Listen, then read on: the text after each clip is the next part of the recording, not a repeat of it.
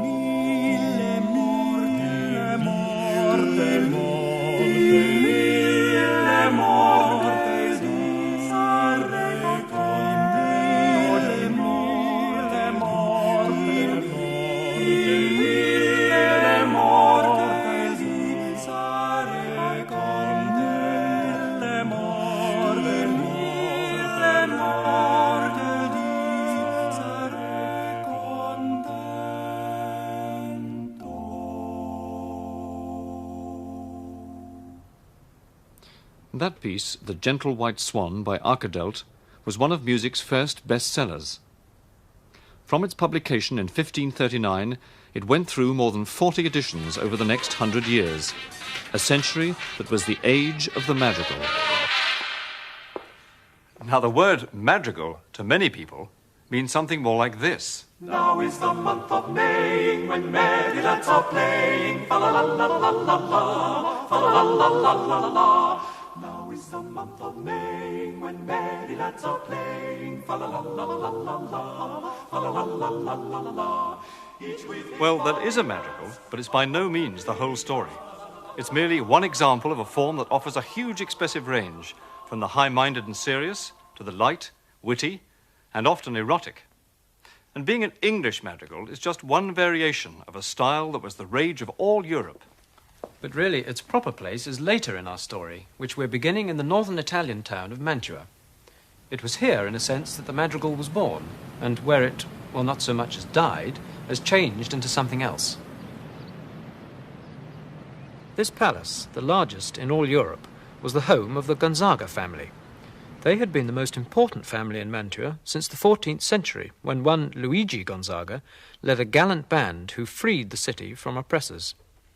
The family continued to protect the city, first as captains, then as marquises, and finally, in 1530, as dukes of Mantua.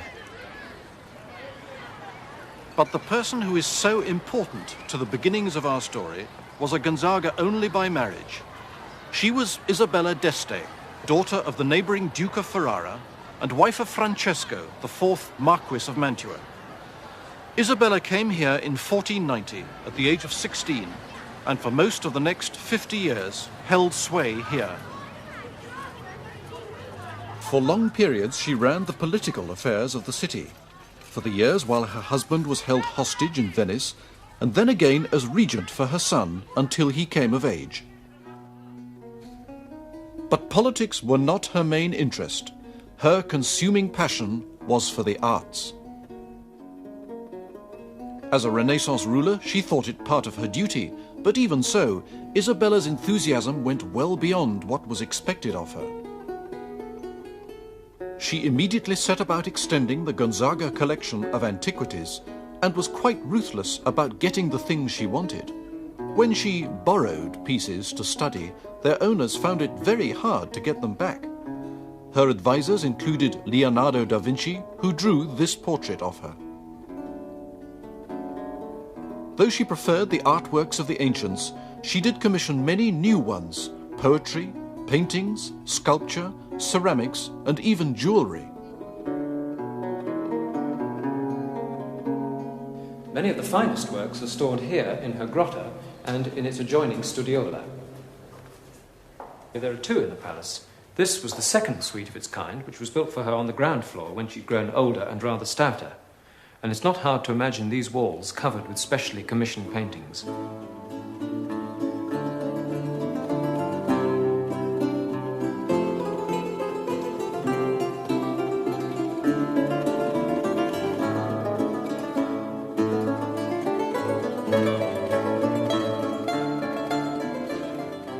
At one end of the room, there were two bronze statuettes of Cupid, one by Michelangelo and the other by the most famous of all the Greek sculptors, Praxiales.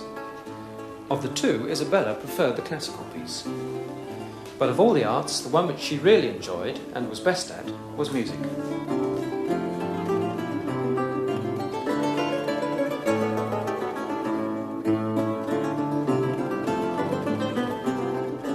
The ceiling was decorated with her motto and her device, a clef with the 7 sorts of musical rests used at the time. Arched over the ceiling, they symbolised celestial music, and beneath she studied and practised earthly music. She could play several instruments very well, she sang in a good contralto voice, and she composed. She cultivated the native Italian song forms, which had developed to a stage where they were ripe to become one of the parents of the madrigal. This is a frottala, the sort of piece Isabella used to study and sing. The words of this one are those of a lover who has grown so passionate that he's begun to stutter.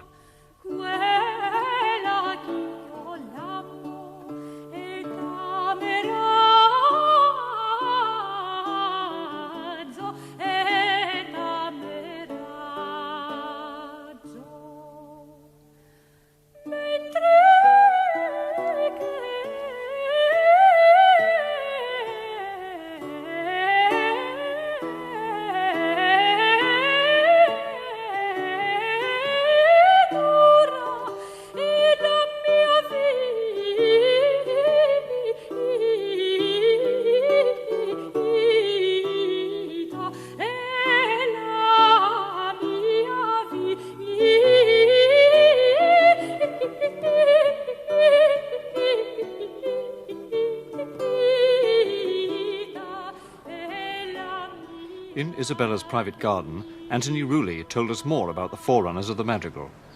Most Italian music was simply not written down at all, but improvised. We know they made music a lot. We have accounts of how much they enjoyed their music making, but no surviving evidence really for it in written notation. So the improvised spirit is essential to Italian music. They had a wonderful word for this idea, sprezzatura, or noble negligence. It's the idea of the courtier just improvising in the moment and creating as the spirit moves him. And I think this is what remained right through the 16th century.